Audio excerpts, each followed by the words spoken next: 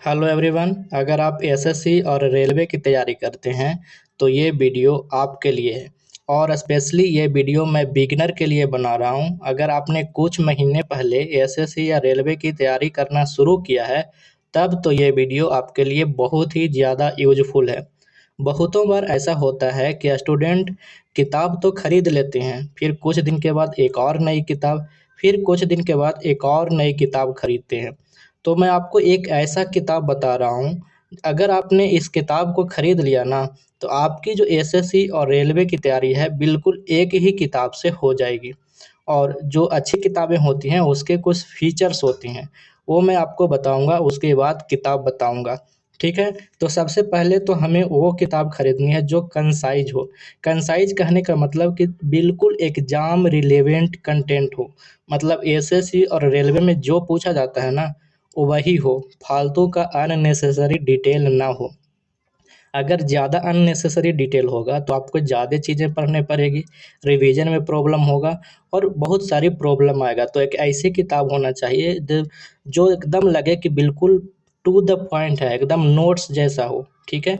और लैंग्वेज काफ़ी इजी हो ताकि स्टूडेंट की भाषा में उसे हर कोई इजीली समझ सके। आपने बहुत से ऐसे किताब देखे होंगे जो कि एक दूसरे से कॉपी कर कर के बनाए गए होंगे।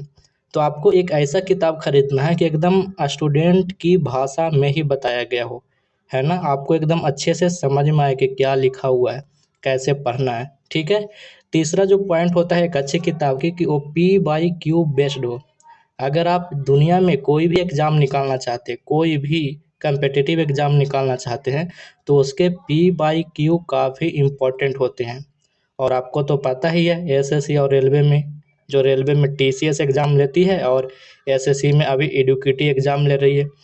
तो उनके जो क्वेश्चन का जो ट्रेंड है ना, जो पीवाईक्यू में जो क्वेश्चन पूछे जाते हैं उसी हिसाब से फिर से क्वेश्चन पूछे जाते हैं।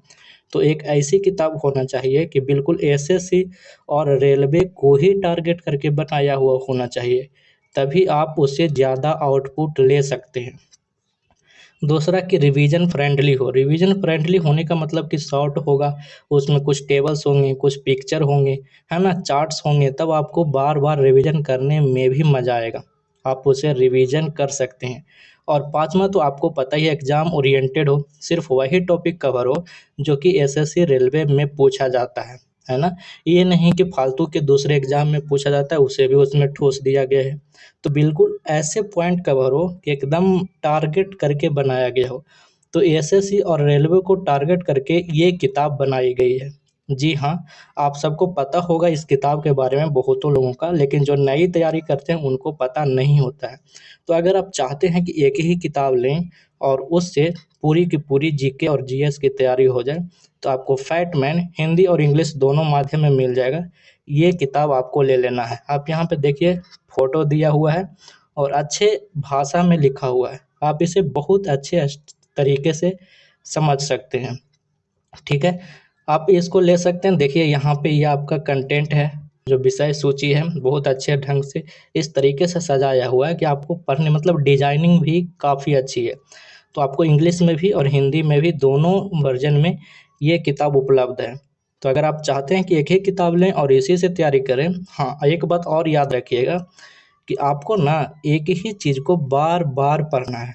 मतलब एक ही किताब को 3 से 4 बार रिवीजन करना है, तभी आपकी बात बनेगी।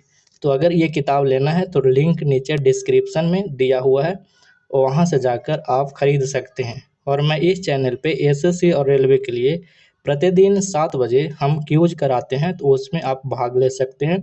और सुबह 7 बजे हम एसएससी और रेलवे को टारगेटेड हॉट टॉपिक लेकर भी आने वाले हैं।